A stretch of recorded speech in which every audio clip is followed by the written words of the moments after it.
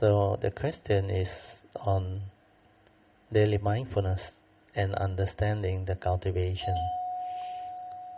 So she asked, Bro Teoh, you always say meditation only begins when you are able to have the silent mind, which means you begin with the silent mind.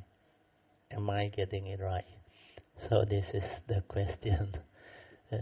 What I normally tell the cultivator is, the real meditation haven't started until your daily mindfulness has stabilized. Then you must meditate with the true mind or your silent mind. That is what I told them. But I think she was not very clear about the instruction. So she thought when you are able to have the silent mind means after your daily mindfulness stabilizes, then you are able to develop the silent mind. Then he said, am I right in saying that the meditation begins with the silent mind? So the way she asked, my nature sense she don't understand. That's why I answer her. I said, so is that your question? Then she elaborated on. He said, my question is, the self-nature and the true mind are already in pure seeing. See, this one is again caught in the book knowledge. Mahayana Sutta always write that. Your true nature, your self-nature, and true mind are already in pure seeing. So she started with that question. So if it's already in pure seeing, then when we meditate, do we still need to meditate from the silent mind? See? Can you follow her question? Can you follow her question? When the mind is already very quiet, which means she don't understand what is the silent mind. She don't understand what meditation is. Otherwise she won't ask that way. The next page, the way I answer her is very good and very clear. Then I ask her again, so what is your actual question? Because I give her another chance to ask the proper question. He said, my question is, when the mind is already very quiet and silent, do we still stay with the silent mind? What does that question imply? He doesn't know what is a silent mind. That's why she asked, must we stay with the silent mind? Because if you know what is the silent mind is a meditative mind. Why want to stay there? Understand or not? It's like you do vipassana. Still go rising, falling for what? Understand or not? Rising or falling is for you to train your sati so that it is very stable, so that the sati become very stable. Then you note the sati for what? Or you note the rising and falling for what? Understand or not? You say to meditate, but she don't understand. That's why she asked the same wrong question again. Or we just let anything arise from it and just be aware of it. See? This is again the thought asking question, not through understanding. Then the way I understand her is very good. You have to listen. This one happened to be a very good session, but that day a lot of very good questions, and the conditions were very beautiful. Then I told her, I said, okay, I will answer you. I think I know why you asked those questions, because you haven't really understood. That's why you still keep on trying to understand using your knowledge. You see, your first question is it true that unless you meditate until you can realize your silent mind, the real meditation hasn't started? This is what I have been telling you all this while. Not until your daily mindfulness is very stable, you cannot have the silent mind. So that is the point she didn't understand. That's why I asked her, do you understand? So you have to develop the training of the mind to have this ability to be mindful first. then stabilize it until it is ever mindful. These two steps are different steps. Can follow? Yeah? Because the stabilizing takes a while. It's not so fast. Unless your spiritual faculty and your initial wisdom is already very stable, then you can get it quite fast. Yeah. Otherwise, the stability of that silence, the awareness, take a while. The mind need to be very, very quiet, very still. And that is the silent mind, the free mind. Not in the conditioned state. This is what I have been sharing all this while with you all. First is to inquire, are your spiritual faculty, especially sati, developed? If it is still not developed, you will be heedless. You will think a lot because of the mental hindrances. So you have to cultivate the spiritual faculty. If you haven't worked on that and still want to meditate, then you have to use the mind sweeping method combined with metta to stabilize the mind so that the heedless thinking is temporarily at bay. Note the word temporarily at bay. Mind sweeping method cannot root it out because your spiritual faculty not developed. But if you have developed your spiritual faculty, you don't need all this method, technique and mind sweeping method.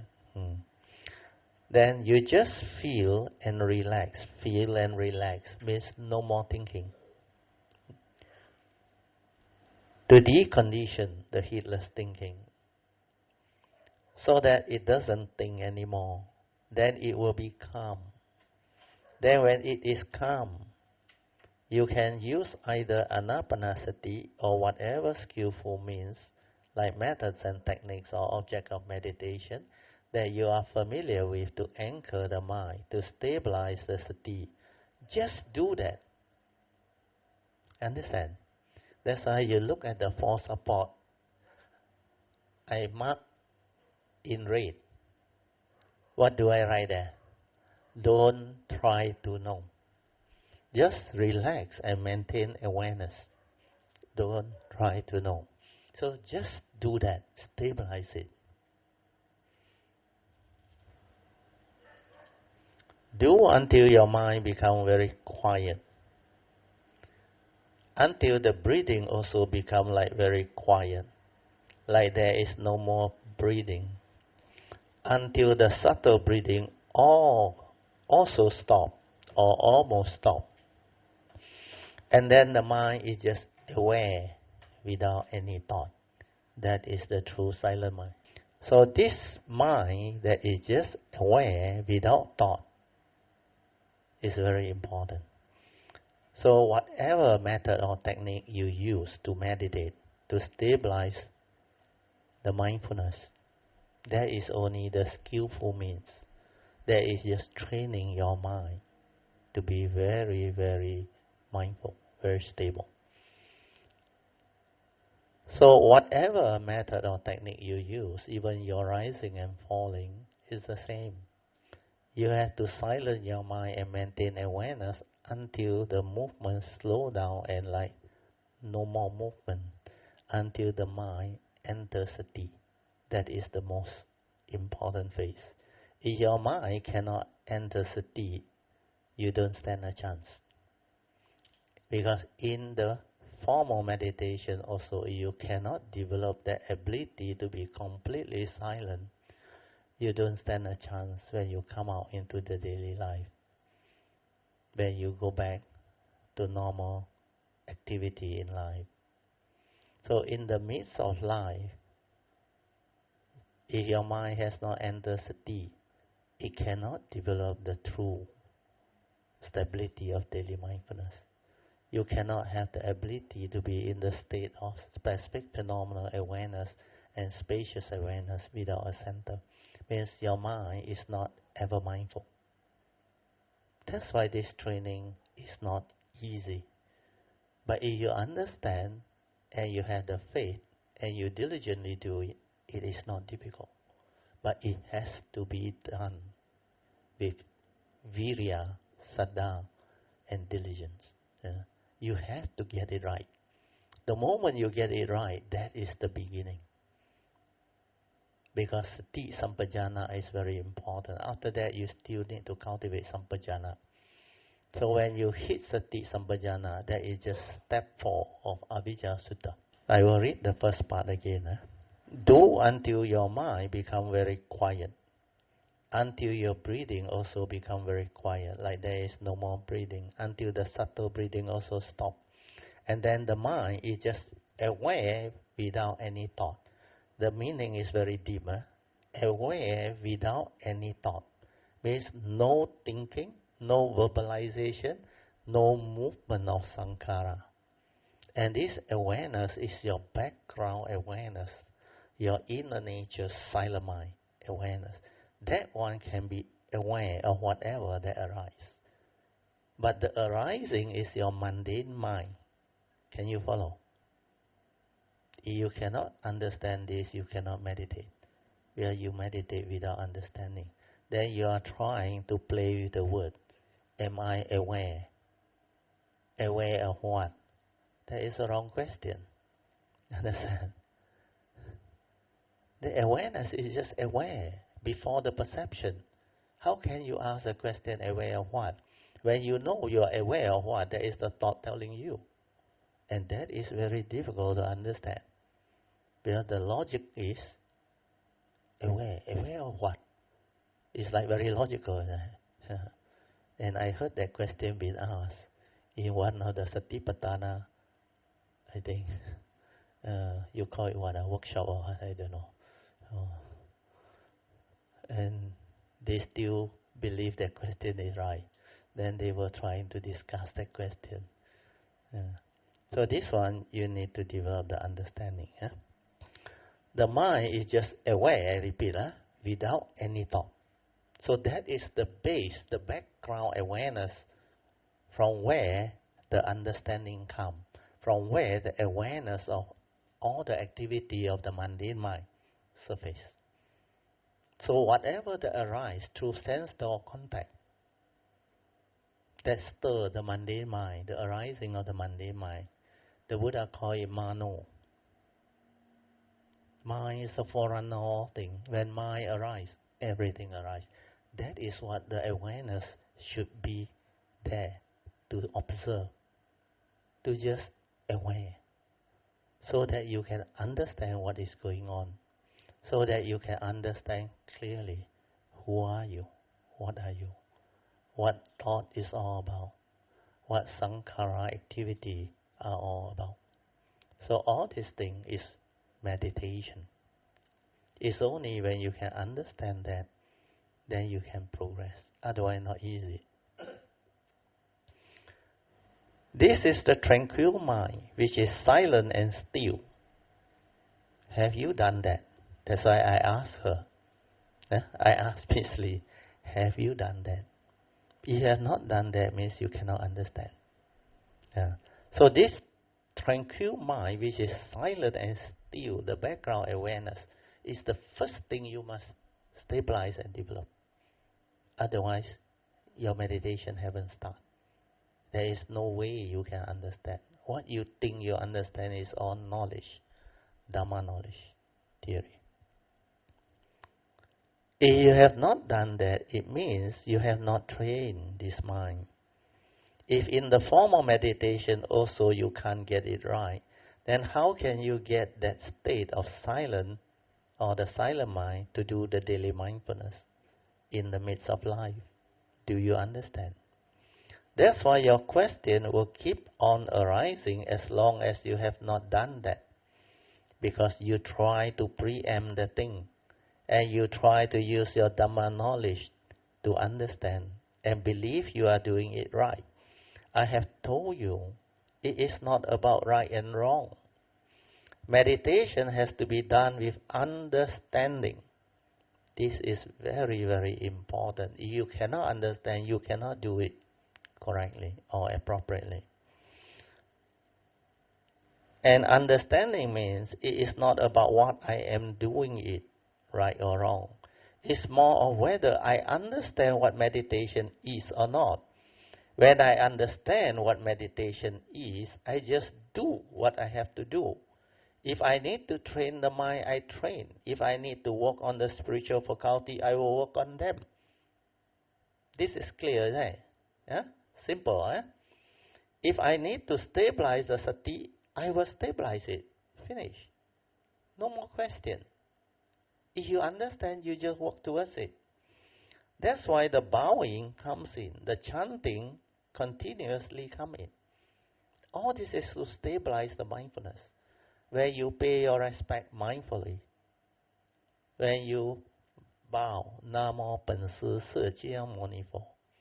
Xuan Hua required all his disciples to finish off the 10,000 bow salutation to Sakyamuni Buddha within less than 3 months. That's why every day you bow and chant Namo Pen Si Se Jiang Moni Fo. Bow. Then mindfully arise. Then again Namo Pen Si Se Jiang Moni Fo. As you recite, you pay your respect mindfully. That's how you train. I remember that I did it in less than 2 months. That's why the mindfulness came. The mindfulness came. You bow until when the mindfulness comes, your form and mind is one with the awareness. You call it mindfulness. The awareness and the body and the mind move as one. The chanting also synchronized. Then during that stability of mindfulness, you suddenly realize this is the real sati without word. The awareness and the kaya move as one without word. Just aware. There is like nobody there. It's just a phenomenon, a movement. The awareness is with it. That is what Kaya Nupassana is all about. Mindfulness of Kaya activity or movement. If you only do it in the retreat or in whatever chanchi, I use that word because Mahayana like to do that. I think Miss Lee, they always have the chanchi or what. The 7 days Zen retreat and sometimes even for 1 month. It is not going to help you much because after that you have to come out of it. Then you go back to square one and become heedless again. Well, when you return to your daily life, to normal life activity in the midst of living, you cannot maintain the stability of mindfulness.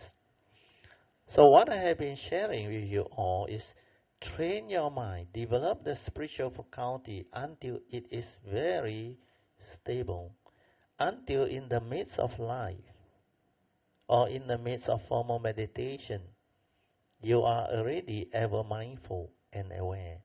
The silent mind is already there.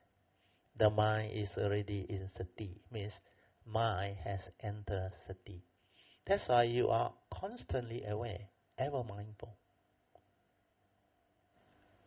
And the silent mind is every moment, every instant with you. That is heedfulness. Then bring it out into the daily life. We are having a good and comprehensive daily religious routine so that throughout the day you can stabilize your daily mindfulness to develop the heedfulness come meditation. Not until you are able to have that stability of ever mindful state while in the midst of life, the real meditation hasn't really started. You have to bear this in mind. That's the reason why I say if you understand, it's very simple, not difficult. But if you don't understand, you don't get it right, you are actually wasting your time. And it's very difficult for you to progress. Because when you can stabilize this daily mindfulness until you are ever mindful, that is the beginning of real meditation. It doesn't mean that all this while you have not been meditating, no. You have the first turning, second turning. Then you may do some form of formal meditation, but that is not the real training. The real training starts when you are able to stabilize your mindfulness, especially stability of sati, until in the midst of life, you can still be ever mindful. Means ever mindful throughout the day. That's why Dhammapada verse 23, the Buddha said, he defined heedfulness this way.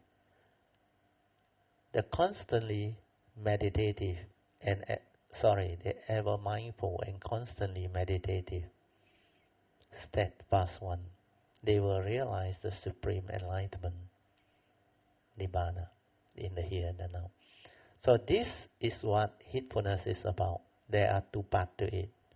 One is ever mindful. Second one is constantly meditative. So you look at the whiteboard. Heedfulness here is ever mindful, constantly meditative. So constantly meditative means constantly cultivating Noble Eightfold Path. To be ever mindful, you need to train your mind to be mindful first. Then stabilize it to be ever mindful. But if your spiritual faculty is already there, means your sati is already there, then you no need to train your mind. But you need to have faith, sada, virya, and the virya will push you forward to develop the training. The spiritual zeal, tenacity will develop the diligence for you to cultivate. That's why you can stabilize your mindfulness. Then when you are able to stabilize it, you become ever mindful. And this has to be in the midst of life. Otherwise, you are only ever mindful in the formal meditation during retreat. Not much use. And most of them can only do it when they slow down everything. That's why they slow down their action, their movement, their activity, and they remain noble silent. Don't want to talk, don't want to do anything. Then they go into that calm state, thinking that they have progressed, they have realized. But the moment they come out of the retreat, they cannot maintain those meditative states, especially the heedfulness. So that is the reason why a lot of cultivators fail to progress. They are stuck because they don't understand the real meditation. Yes, Angie. Pass the mic to Angie. She has a question. Okay, Bro Teoh. Yeah. So in the constantly meditative mode, when we are practicing the Noble Eightfold Path, there could be some lapses in the in awareness. Okay. So there will be some mental states that you suddenly remember something, and the No problem. That one is all right. Yeah. Because constantly here, meditative means constantly cultivating Noble Eightfold Path. It means in the midst of life. Yeah? Because in the early days, I still remember 1986 to 89 when I was developing the cultivation. Throughout the day, I fully aware and I fully reflect, contemplate the Noble Eightfold Path, the essential Dhamma. Yeah. Then that contemplation develops until it's so stable, so clear. Then later on, because after I have stabilized the mindfulness, developed the contemplative wisdom, the first and second turning wisdom, then I realized I have to cultivate Noble Eightfold Path. So my reflection and contemplation move to another level. It's no more about the essential Dhamma. I have to move into Noble Eightfold Path. First path factor is what? Samadhi. I have to reflect. What is Samadhi? What is Samadhi? Right view with regards to what? The three important spiritual laws that governs life and existence. The law of karma, karma niyama. Then the law of mind, chitta niyama, how our mind functions. That's why I have to see it in the meditation to understand paticca samuppada. Most Buddhists do it the other way around. They read the sutta thinking that they understand the paticca samuppada, then they go and look for it in the meditation. this is not going to help you because you don't know what that thing is. But when you see it dependent originating within your own form and mind, then you understand not the word, you understand the actual dwelling that the Buddha talked about. That's why I can explain the dependent origination. No need to go through what the book say, the 3 lifetimes. It's instantaneous. Within the moment, every instant, it is arising and passing away. Then after that, you have to go to the third spiritual law. Dhamma niyama means the nature's law of Dhamma, which is the truth, or the essential Dhamma that the Buddha has taught. That's why under Dhammanupassana, there are 5 categories of training. The first category is mindfulness of the 5 mental hindrances. Then mindfulness of the 5 aggregate of form and mind, so that you understand who are you, what are you. The first category is to understand the mental hindrance that hinders your mind from entering the meditative state. Then you have to cultivate the opposites, 5 spiritual faculties, to root out the mental hindrance. When the spiritual faculties are there, the hindrance cannot arise. Then after that, you see clearly the 5 aggregate of form and mind. You understand that they are impermanent. When you grasp, cling, want things your way, it leads to suffering. And because it's impermanent, it's not a permanent unchanging entity. It's not an atta, it's not a self. It tends towards suffering. That's why they are all anatta, non-self, not what you think. Then after that is mindfulness of the 6 internal sense bases and 6 external sense bases for you to cultivate the 4th way to realize the wisdom to abandon defilement. When you do mindfulness of the 6 internal sense bases and 6 external sense bases, your mindfulness will allow you to trace the origination factor of how defilement come to be. Then through the ability to meditate through the silent mind, the 3rd way, you will know how all this defilement cease to be. That's why you will be able to develop the wisdom out of it, so that you can retrospectively reverse it.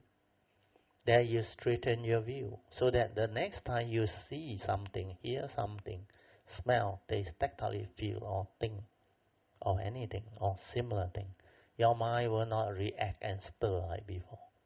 The mental hindrance will not arise, because you have the initial wisdom. You have the contemplative wisdom. So that's how the 3rd category of mindfulness comes. Then the 4th category of mindfulness under Dhammanupassana is mindfulness of the 7 factors of enlightenment. Because during that time, the 7 factors of enlightenment keep on coming out.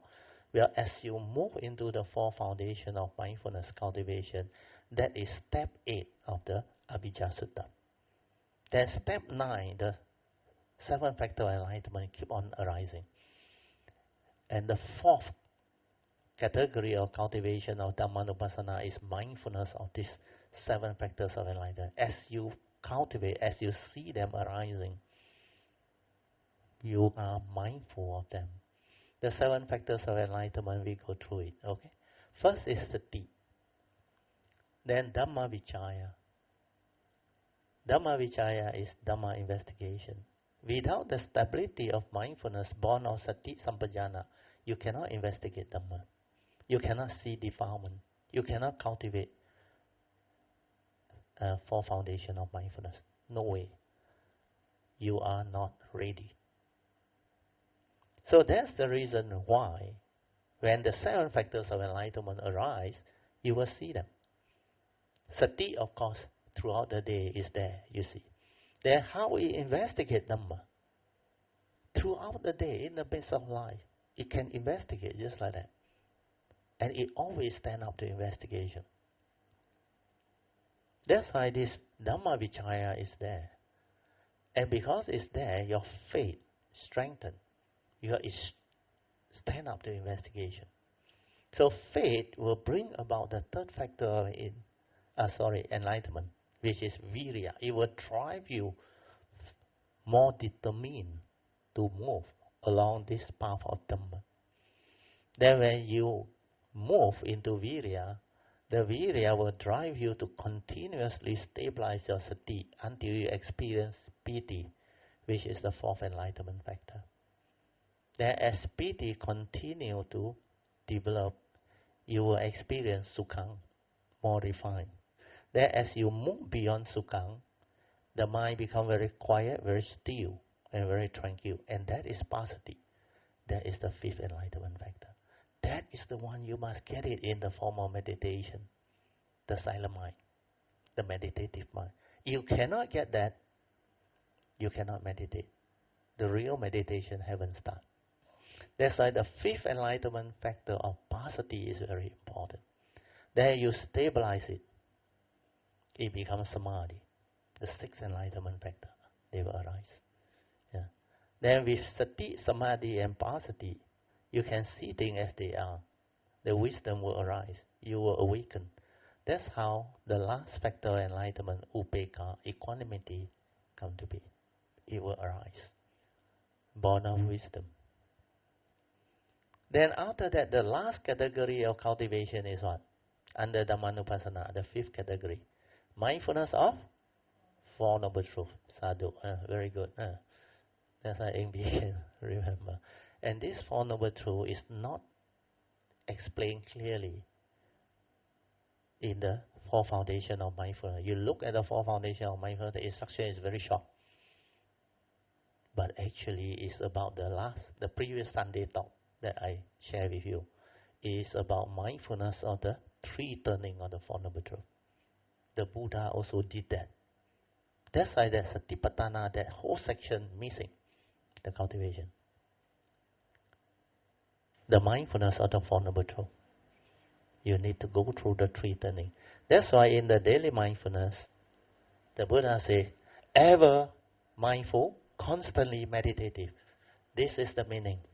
So from Noble Eightfold Path, you start with right view. That's why I shift my contemplation, reflection, and cultivation to the Noble Eightfold Path towards the end. Then from this right view, like what I have explained to you all, the first one is law of karma. From that law, the advice of the Buddha comes. That one we already gone through, very easy to understand.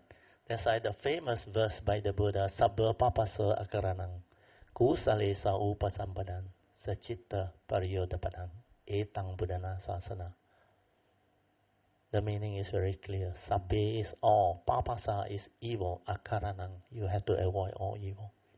Not only avoid evil, avoid all evil. When you can avoid all evil, you are incapable of evil. Which means you are naturally without evil. That's how you can have virtue, goodness.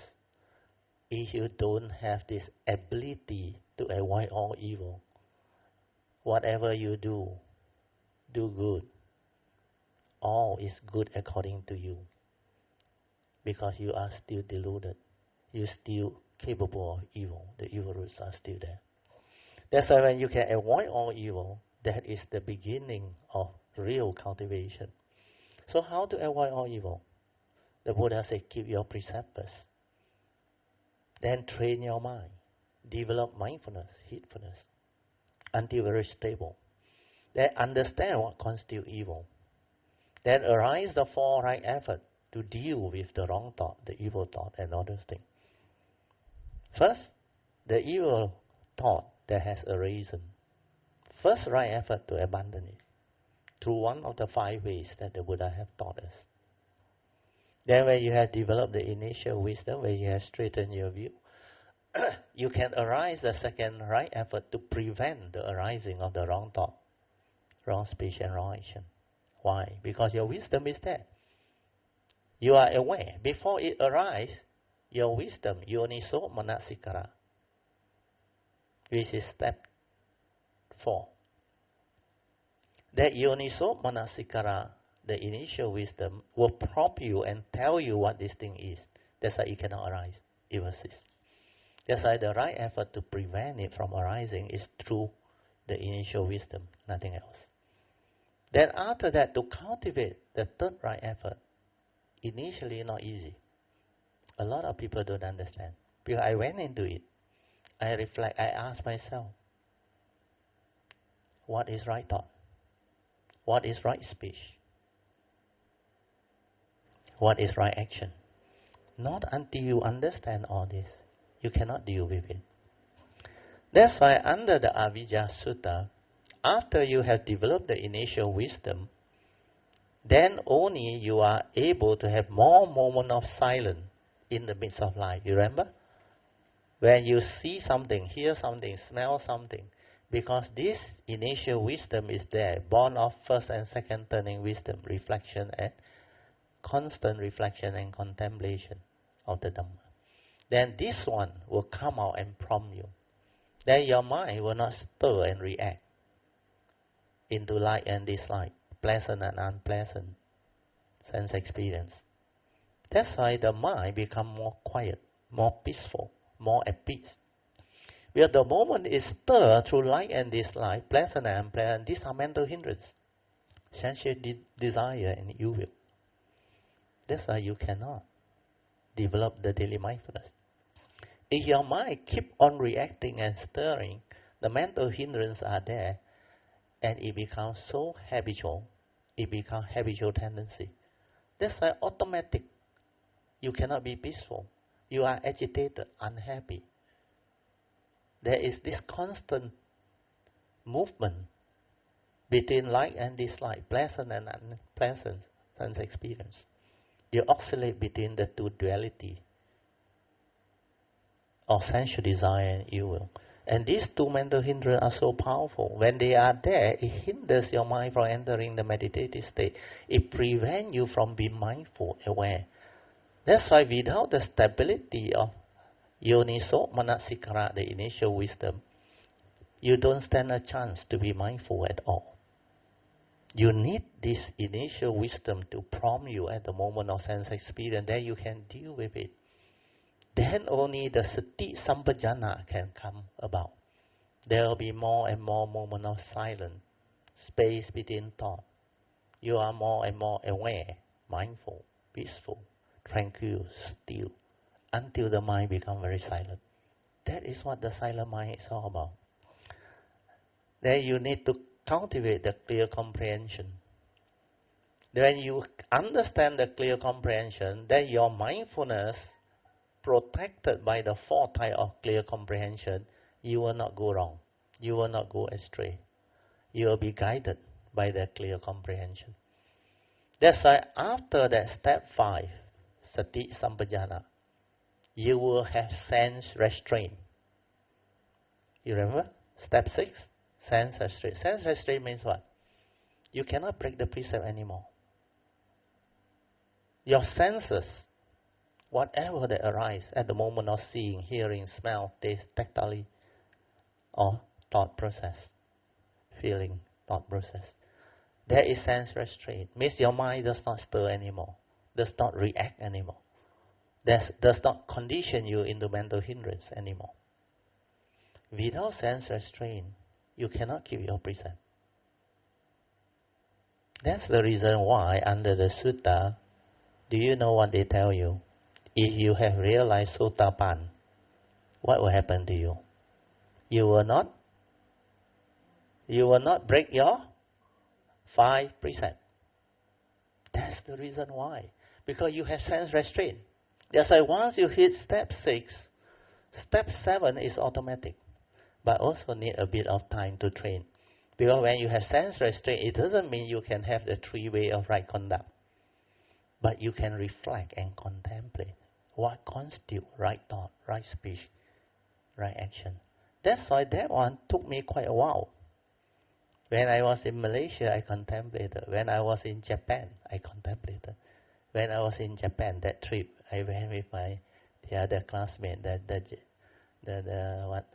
Happy Science, or Ogawa, or Hisoja, not bad. He called it soja. His way place called it soja. The energy very strong, very good. But the good thing about Japan is I like the nature, the vibration, very different. Then especially all the places we went to, because he want me to help him check whether that particular branch of Buddhism is correct or not. So that's why I follow him. And by chance, I follow him. Because I wanted to help him. He is my very close unimate. Then he wants to marry a wife who is also from that type of Buddhism. That's why he was very concerned. So I went with him. Then I helped him also. But it was there because of the condition, everything. Then they also teach Noble Eightfold Path, the workshop, the seminar. And they also have a lot of cuckoo fellow come out of it. Mental people, mental problem and all those things.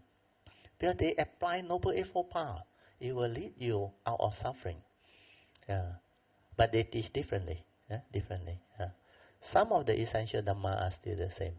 But it was there that I reflected, contemplated, and I developed all the understanding of what constitutes right thought, right speech, right action, which I have shared part of them with you all over the years of sharing. So when you understand what constitutes right thought, then only you can develop right thought. That's why the third right effort is what? Right effort to cultivate the right thought or the virtuous thought, means the virtue that are not in you. Do you understand? That's why after right view is right thought, right speech, right action. If your view is not right, your thought will not be right. Your action, your speech will not be right. Your livelihood also will not be right. Everything fall apart. That's why right thought is most important. It is the number one path factor that the Buddha put in front. So this right thought will condition right speech and right action. So what are right thought? All your virtuous thoughts are right thought. Not only the four Brahma Vihara. They always in the text tell you loving kindness, metta, karuna, compassion, mudita, sympathetic joy when you rejoice, and upekkha. These are right thought. Not only these four. These four are basic, very basic. But the most important right thought are all the virtue that you can think of. Your kind thought, your sincere thought, your contentment thought, thought of contentment, respect, gratitude, generosity, kindness, gentleness, pleasantness, goodness. All these are right thought. Thought of benevolence, thought of helping people to be a blessing to the world. Of course, it will include the four Brahma Vihara. Then after that, as you move on into the cultivation, you realize right speech are speech that are very conducive for harmony, for having understanding, to resolve issue and problem, to make people happy. That's why you must have good, gentle, pleasant, and appropriate right thought, which are conducive for harmony, which will bring about understanding, which can help humanity, which can help society, the environment, to resolve misunderstanding, issue, and other things. So if you speak to people gently, pleasantly, with respect and kindness, people feel good. That is what right thought, right speech is all about. Then right action means you have to act righteously, without the evil root. You don't kill, you don't harm, but you also do the ennobler. You protect life. You save life. You try to avoid whatever calamity that can bring about disaster to humanity, to the environment, and all those things. That's why your whole embodiment of character, personality, and virtue and understanding transform, become different. And everything you do is different. Your actions are all above board. With wisdom, understanding, without evil root. You won't steal. You won't misappropriate. Instead, you develop the ennoble. You become generous. You cultivate generosity, service, help people, and all those things. They're all of the right action. So all these are genuine action. You become very benevolent. You become very righteous, very truthful, very sincere. You cultivate virtue, goodness, wholesomeness. And this cultivation of virtue cannot arise without wisdom. Wisdom must arise first. That's why yoniso manasikara must be there. Then only the three way of right conduct is possible. That is what Noble Eightfold Path cultivation is all about.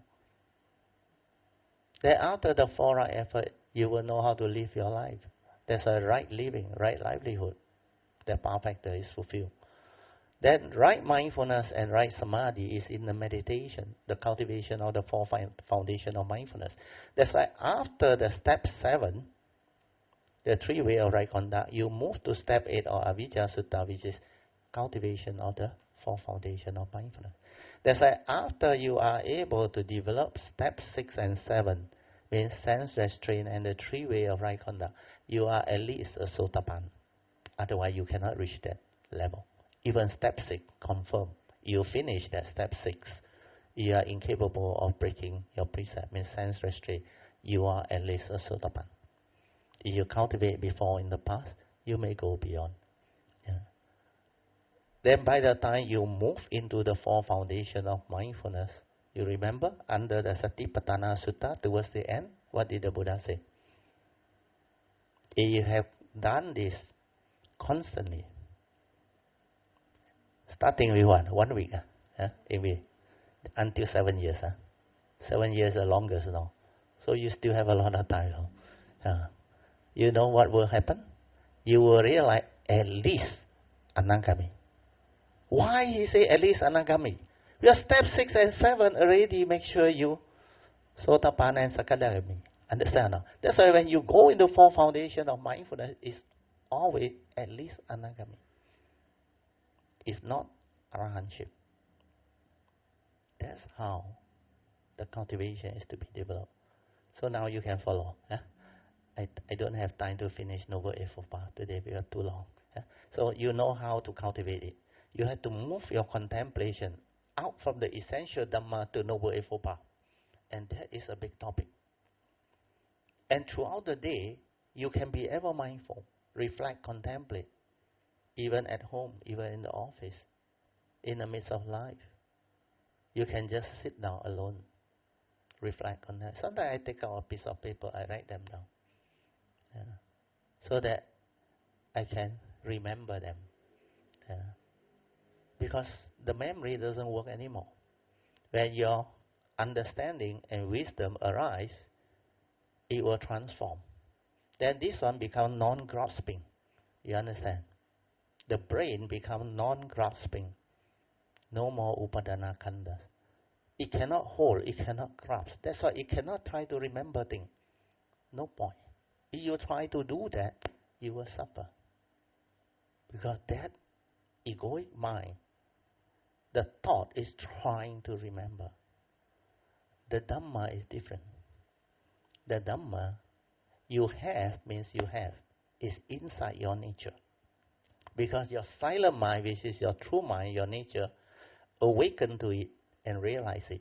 That's why this wisdom is connected to this form of mind. Within the nature. That's why it will always stay with you. But this one, the wisdom, that you develop this life, like this segmented life, when this form of mind cease, or parinibbana, that wisdom also cease, gone with it. But don't worry, your spiritual nature, your karmic nature, already inherited. Understand? But in future, when you come, the karma immediately follow you.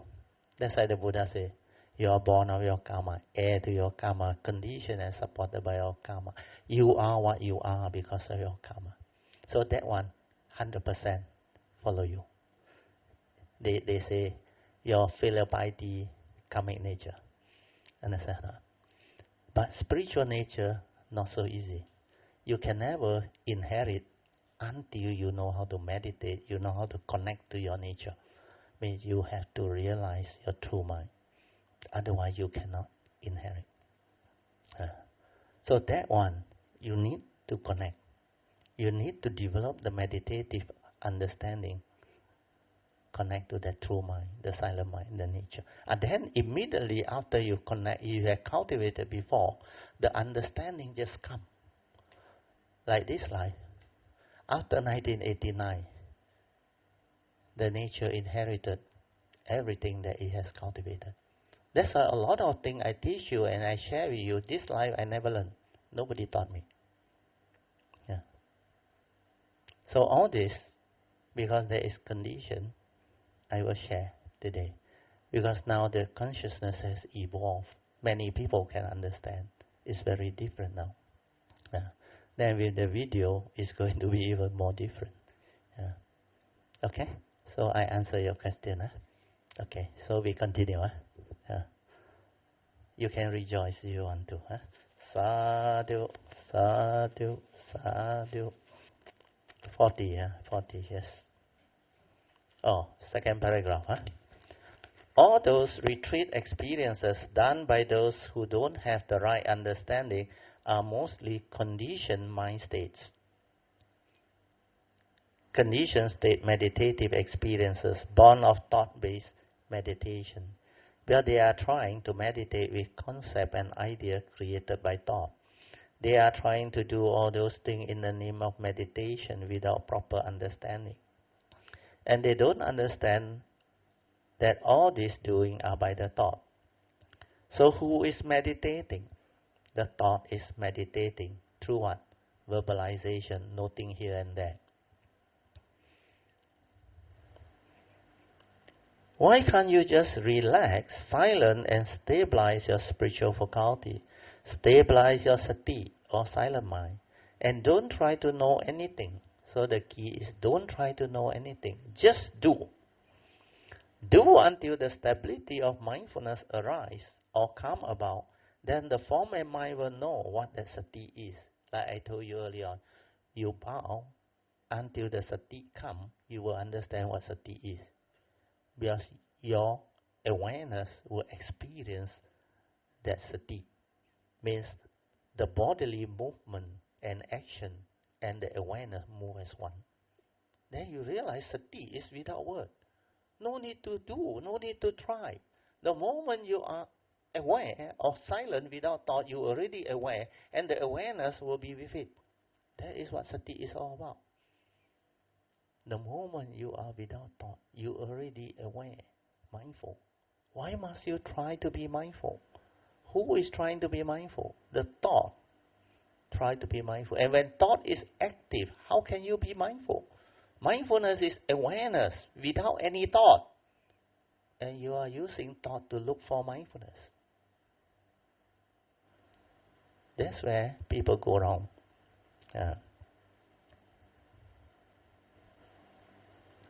Do until when you bow, your body and mind move as one. When you walk, act, speak, and move, your body and mind is also as one. You have to do until that sati really stabilizes.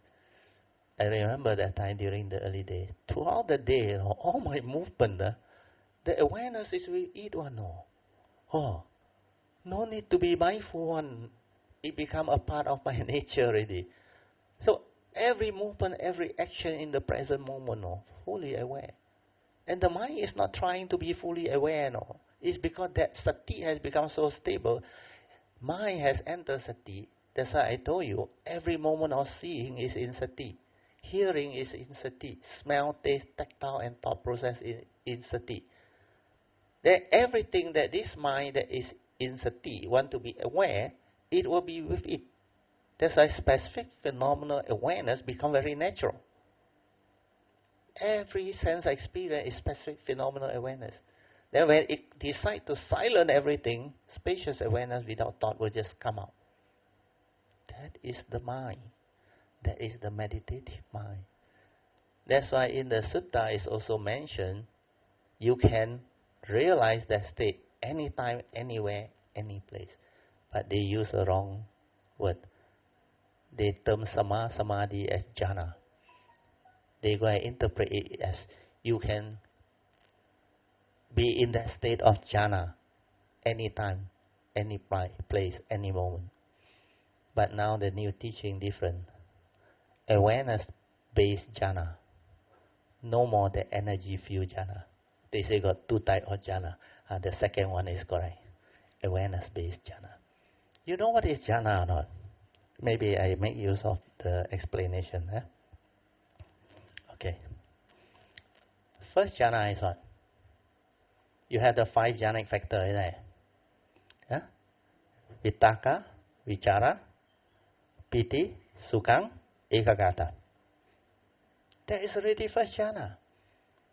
If you go into our silent mind awareness meditation, do you know what jhana is that? You've gone beyond all. Because you no need vitakka, vichara, no need to apply thought, no need to sustain your thought there. You already aware.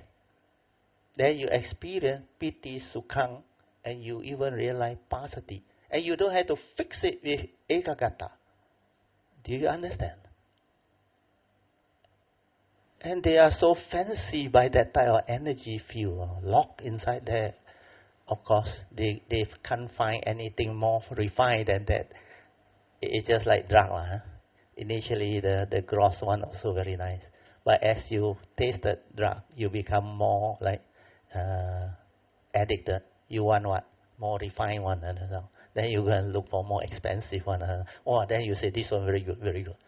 But all these are drug, understand? There is a conditioned state. You keep on chasing after better and better meditation.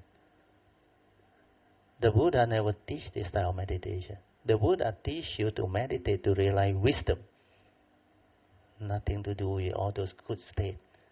Fantastic meditative state experience. These are defilement of insight. You can be trapped there. You attach. Because all sensual pleasure is a prelude to suffering. Well, when you attach, cling, and look forward to having all these fantastic meditative experience, what will happen when one day you cannot experience them? When you cannot get what you want? You will suffer. Because it's not about that type of experience. It's about having the wisdom not to be deluded by the defilement. Having the wisdom to awaken so that you are not deceived by it. Having the wisdom born of the direct seeing, the awakening, the insight into the 3 universal characteristics of nature. Anicca, dukkha, anatta, so that you are not deluded by the phenomenal world of consciousness, so that your mind is ever mindful, constantly meditative, in the state of stillness, tranquility, awareness, to experience the moment, to live life, to really develop the joy, the inner peace, the tranquility of mind, the stillness of mind, to experience the beauty and wonders of life. And everything becomes so clear, so pristine. You can understand them all. You can experience them all. And all these mind states are so beautiful. Your mind is no longer like before, heedless, agitated, restless, having problems here and there. All this ceases to be. That is what meditation is all about. Okay? So that one clear. We go on. Last paragraph, page 40. Then coming to your second question. Your question comes from the thought. Why must you stay with anything? Do you remember? Her question is, must I stay with the silent mind? Means you don't understand what the silent mind is. The silent mind is the meditative state. You stay with that for what? You have to cultivate until it's very stable, until it's part of your nature, until your mind enters the deep. Then that thing is the one that live life, understand? Or that thing is the one that awaken and develop the understanding. You stay with that for what? It's just like I explained just now. A lot of people are so gullible. They thought the object of meditation is the meditation. So what do? Every time they don't note the rising, falling, they thought that they are not doing vipassana. Every time they are not with anapanasati, they say, I'm not meditating. That is wrong view. You don't understand. Anapanasati is the initial training under Kaya Nupassana to develop sati. Then you're supposed to stabilize it. That's why under Kaya Nupassana, what did the Buddha teach? First category is Anapanasati. After that, second category of Kaya Nupassana is what? Mindfulness of four posture. Then after that, Sati Sampajana, mindfulness and clear comprehension of all action and all movement in the present moment. Then only you move on to contemplate the four elements, the 32 parts, the 9 stages of cemetery decomposition. Then only you can move on to Vedana Nupassana. Because after that, your initial wisdom already established. Otherwise, you cannot go into four foundation of mindfulness. That's why the Avijja Sutta, the 10 steps are very important, very clear. And you have to check using that. If your cultivation is based on that, it's so beautiful. That's the reason why when I was preparing the website, you know what happened or not? I didn't even know about Avijja Sutta. No? Brother Lao said, Brother Teoh, you have to write out your website. So I was writing up my website. Then I was asking myself, what to write? Of course, the basic thing I have, but anything about Dhamma that is important to write. Then suddenly, this Avijja Sutta suddenly appeared on my computer, the internet there, the Google there. I was Google something else. This Avijja Sutta come out. And I was so amazed. How come got this type of sutta I never heard before? So I clicked on it. Then I saw the two cycles, the ignorance cycle and the enlightenment. Then I saw the 10 steps. Then I checked, I straight away understand. Because my cultivation was based on that. That was how I cultivate without knowing that there is an Avijja Sutta. That's why I put it into the website. And when I put it into the website, a lot of people don't understand. Until I have to share it in the class. And recently I was able to share because people start to understand already. Okay? Can follow? So don't play a fool with Avijja Sutta because it's a sutta on ignorance. No? If you don't even want to understand that sutta, you can never read yourself out of the ignorance. You will be stuck inside there. Okay? So we have finished page 40. Okay. When you use words to describe, you must not be entangled and confused by the words. When they tell you, stay with the knower, this one is another classic example. You read a lot about stay with the knower, especially Thai tradition book. But don't go and quote me and get me into trouble, please. I just explained to you. Well, their meaning is different. They translate from the Thai, understand? And the Thai, I believe the Achan know, understand? It's not the knower, it's the awareness. They always tell you stay with the knower. Who is the knower? He's the thought, understand? Only the thought can know. Who else can know? You have to perceive through the thought, understand? That's why I read to you, then you understand. When they tell you stay with the knower, like some Thai tradition, many of them never inquire, who is the knower? There is no one to know. Do you understand? The moment you know, you are not in sati already, because you have started to perceive. That's why the aggregate of perception, sanya, come in. So this is the wrong word to use. What they mean is stay with the awareness. The awareness is just aware, which means don't arise the thought. That's why don't go and note. Don't go and verbalize inside there. Don't go and create thought, am I doing it correctly? Is this what the Buddha say by craving? Is this attachment? Is this pity? Is this first jhana or first jnana or what? You are verbalizing. You are trying to learn the Dhamma, the theory, the theoretical Dhamma, and look for it in the meditation through what? Through thought. Actively trying to relate. This is not meditation. This is all thought-based activity. Okay? I will read on. What they mean is stay with the awareness. The awareness is just aware, which means don't arise the thought. They use the wrong word in the translation, and you all don't understand, because in the translation it says, stay with the knower. It is not the knower, because the knower already perceive, already know something, and that is the thought. So stay with the awareness. The awareness is already there when the mind is silent or without thought. You are already aware. Why do you want to try to be aware? Why do you still want to stay with anything? The moment you are without thought, after you have trained the mind to be silent or in sati, the awareness will arise. Without thought, the awareness is already there. Then why do you want to try to be aware and use another thought with a concept to look for that sati and mindfulness? So now tell me you understand, your various layer of thought behind and behind. All these are thought, no point.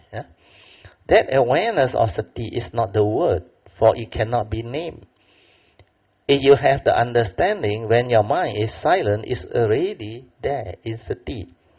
For mindfulness is awareness before the knowing, before you perceive something. Like the Buddha said, in the seeing, it's just a seeing consciousness. You understand? No one to see as yet. But when the egoic mind come in, the content of consciousness went in, you associate with the seeing. Then you say, I see. That's how the ego come in. Then it start to perceive, it start to create all the movement, the sankhara activity. But you can't be silent because you want to know via thought. This one you must remember. Correct or not? A lot of these people, when they meditate, what do? They want to know, isn't it? Have I progressed? Am I doing it right? And this is all through thought. That's why. But you can't be silent because, I should add in the word, the very common mistake is, you want to know via thought. Do you understand? When you want to know via thought, how can you be silent? The first tooling is what? Avijja paccaya sankhara. You keep on arising it. Straighten your view. Why must you know anything? That's why I said, don't try to know. I marked this in red. Many years ago. We are now only got time to explain. Do you know why I want to go into this one or not? Well, I realize a lot of people not only mislead, cannot understand. But there are some who understand. They have gone beyond all this. But most people are still not able to. That's why I want to make use of this lesson to explain. For mindfulness is awareness before the knowing. Okay, after that. But you can't be silent because you want to know via thought. Yes, this one also we covered. That's how your problem comes in. It is because you are too eager to know. You are searching it from your thought, from your knowledge, which is Dhamma knowledge. That's the reason why many of you are trapped. There I told Miss Lee, not only you. Understand? So what you need to do, what you need to understand is not whether what I have done is correct or not. Because he always want to ask that question, am I doing it right? Meditator always ask this question, Bro Teoh, correct? Never do that. If you do that means you can never learn. Because you want to investigate. If you investigate, the question doesn't come out. But it's not about right and wrong. It's always about whether you understand what you are doing in the name of meditation or not. When you understand, no question. You just do. But when you don't understand, then you can ask. You understand? Doesn't mean you cannot ask. You can ask to make clear. what meditation is, so that you know how to move in. Phase 1 of Dhamma, Pariyati. Make sure you get it right. Then only move in Patipati. You will never go wrong. Then you progress very fast. Otherwise you are stuck. Otherwise you keep on asking. Forever you will ask. Because you're not sure. Bro Teoh, from what I understand, you say like that, just like this, obviously. So, in meditation, must I just stay with the silent mind? Means you don't want to understand. That's why this type of question come out. If you have developed the understanding, this type of question won't come out. So what she should ask is, if I stay with the silent mind, what am I really doing? He should inquire. Am I training my mind? Am I developing the spiritual faculty? You are not doing any of that thing. You are using thought to stay with something. It's like the object of meditation. Every time you want to stay there, for what? The object of meditation is for you to anchor your mind, stabilize your sati, so that it does not wander off. Do you understand? So if you know that all this is to anchor your mind so that it is not heedlessly lost in thought, then why you keep on going back and hold that thing? It's like the red hot iron ball. Keep on holding on to it. This is my problem. But when you hold, what happens? It burns you, it torments you. And you still say, this is my problem, I have to solve it. That's why you keep on holding on to it, worrying about it.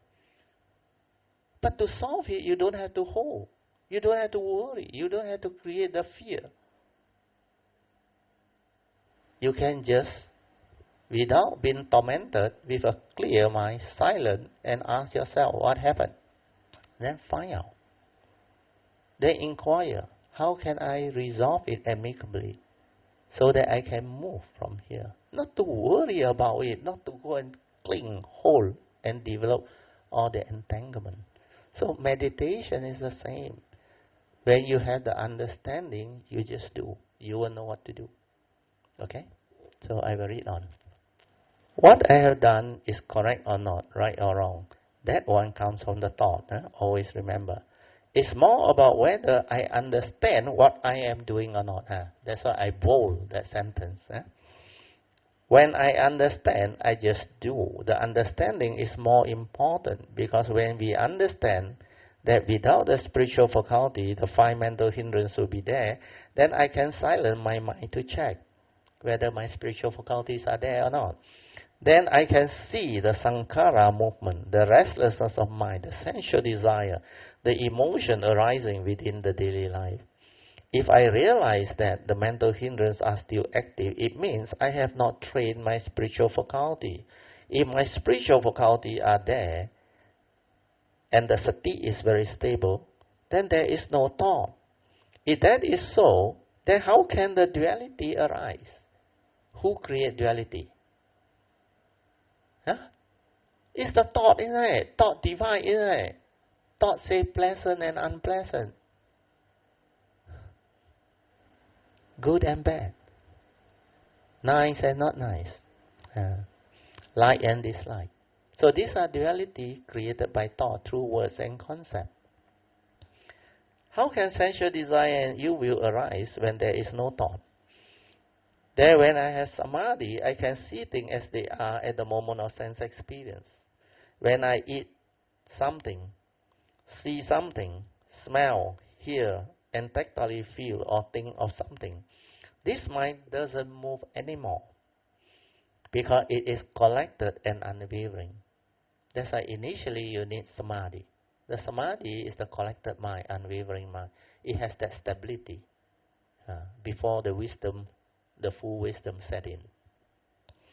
It is just aware. It can be with the moment. So when you understand, you just train this mind until it is ever mindful. That part you have to do. That's why whatever method or technique you use, like the rising and falling, or chanting, you can chant until there is no one chanting, until the awareness and the vibration become one. Sometimes the Amitabha chanting can arise in the brain, somewhere here. I point to the brain at the back, somewhere there. It will arise. Amitofo, Amitofo, Amitofo. It will continuously arise. It will arise without you chanting. And the awareness is always with it. That is the real chanting. As long as you still need to verbalize, you have not reached the stage where there is no one is chanting. Do you understand?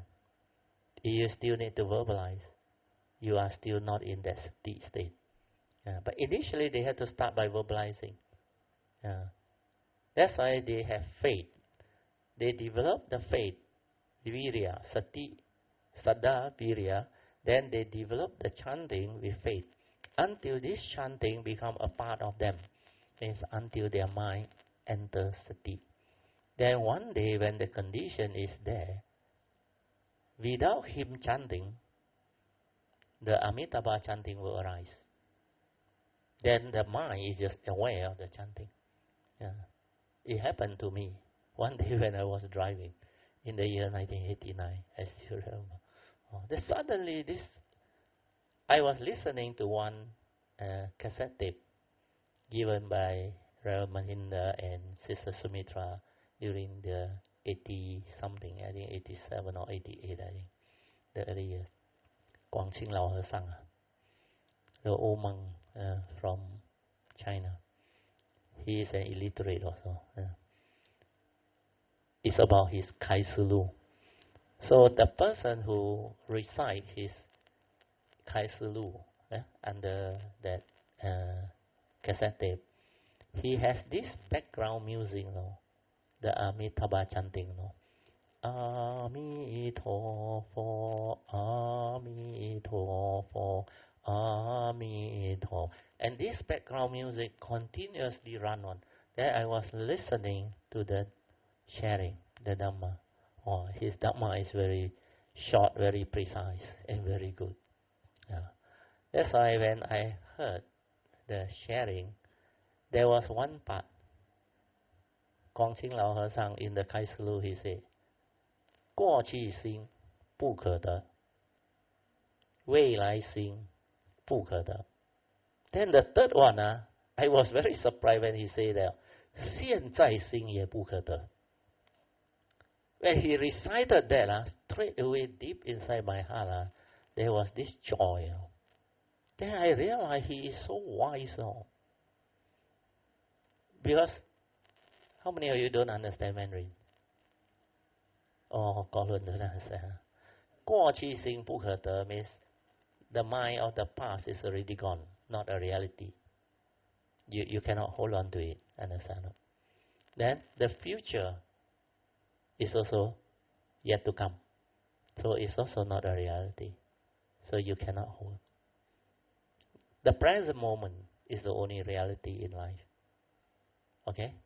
That is the 现在心. He said that one also 不可得. You also cannot hold on to it.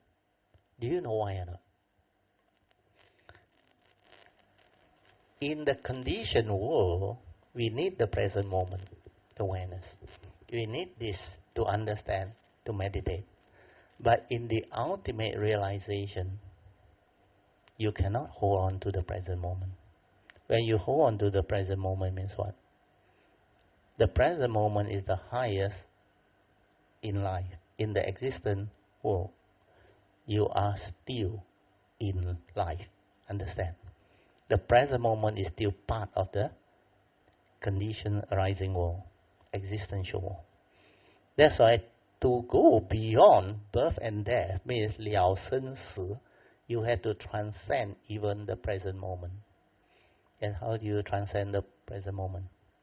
You have to realize the cessation. Do you understand? You have to realize the enlightenment, which is Nibbana. That's why he is very wise.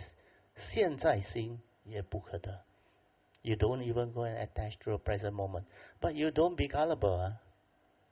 Just because he say, Brother Teoh say, very good, You don't want to attach to present moment. Then how to meditate? How to cultivate? So I don't be gullible. These are for enlightened beings to talk about, understand how? Because they want to go beyond life. That's why the present moment to them also still part of life. That's why you have to go beyond. Beyond means what?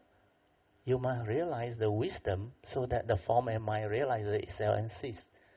You can realize the unconditioned, which is beyond form, beyond mind, beyond thought, beyond the conditioned world, which is the unconditioned. That's why people with great wisdom, they understand. And that whole thing was in Mandarin, no? But every word was so beautiful. Oh. That Guang Qing Halao San is very good. Illiterate. Oh. Don't know, I don't have any formal education. He cultivated and learned himself. And according to that Kaiser Lua, you know what the disciples say or not? Because he is not educated, he's an illiterate. You know what he told the disciple? I have to be doubly more hardworking. People dare not do, cannot do, I will have to do. Because he believed to compensate for his lack of literacy or education, he needs to put in extra effort to cultivate. That's why he do everything that people cannot do and don't want to do. And that's how he make it. Only through listening. He don't even know the words, understand? He only listen. And I was told he's from Fujian. Okay, we go on. Then I can see the Sankara movement, the restlessness of mind, the sensual desire and other emotion arising within the daily life. If I realize that the mental hindrances are still active, it means I have not trained my spiritual faculty. If my spiritual faculty are there, and the sati is very stable, then there is no thought. If that is so, then how can the duality arise? How can sensual desire and ill will arise? Oh, all this I have covered. Then when I have samadhi, I can see things as they are. Okay, all this covered. Until the subsequent line. It's just aware. It can be with the moment. Oh, I better read the front part. When I eat something, see something, hear something, and tactily feel or think of something, this mind doesn't move anymore. Where it is collected and unwavering. It is just aware. It can be with the moment. So when you understand, you just train this mind until it's ever mindful. This part you have to do it. That's why whatever method or technique you use, like the rising and falling or chanting. Oh, I finished all this, until Amitabha there. Okay, until the last sentence. As long as you still need to verbalize, you have not reached the stage where there is no one to chant. It means the voice is still there. But initially you need the voice, because that is the one that gives you the faith to anchor the mind. Do you understand? That's why they have to chant. And when they chant, don't be gullible. Don't go and comment like certain people who don't understand Mahayana teaching, especially Pure Land. They say, chant, chant, chant, no need to cultivate Four Noble Truths, Eight Noble Eightfold Powers, so can become enlightened. You don't know what they are doing. That's why if you comment without understanding, it's very dangerous. I hope they understand. Do you know what they are doing or not when they are doing the chanting? They have faith in Amitabha Buddha. They develop the spiritual faculty of Saddha. And because of their faith, their virya is very strong. And they chant until no one is chanting, until their mind enters sati. That's how the spiritual faculty of sati comes. Then when sati stabilize, they have samadhi. That's why they can see things as they are in the midst of life. Because of the spiritual faculty. Then wisdom arises. Then all the sutta they read, mind you, if you are not from the Mahayana tradition, you better go and read some of the Mahayana sutta. They are not easy to understand. Especially the 无量寿经, 无量易经, 妙法莲华经. They got a lot of very profound sutta, I tell you. Don't be mistaken, yeah, by what people without much understanding comment. You have to go and find out. Every tradition has their good point and weak point. Mahayana has its good point, but it also has its weak point. You know what is its weak point or not? They don't have the strong foundation of the Buddha's essential teaching, the Four Noble Truths, the essential Dhamma that the Buddha teach under the Theravada tradition. That foundation is not there. And actually, what is foundation? The engineer will know. Yeah? Without the foundation, whatever building you put up is not going to stand up. So this is the kenpen, the foundation you have to build on. That's why you go to Mahayana temple, your training. They don't teach you much of this. The Theravada foundation, the Four Noble Truths. In fact, you need this. With this, you move over to Mahayana, very easy to understand.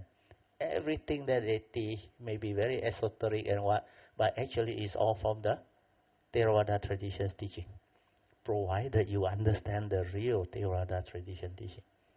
If you don't understand, sorry, you cannot understand them, and you will simply say things and comment. Then I wish you luck. So this part, I hope people can understand. But the good thing about Mahayana is they expanded the teaching. They go very deep into the cultivation. That's why the Bodhisattva way is very extensive.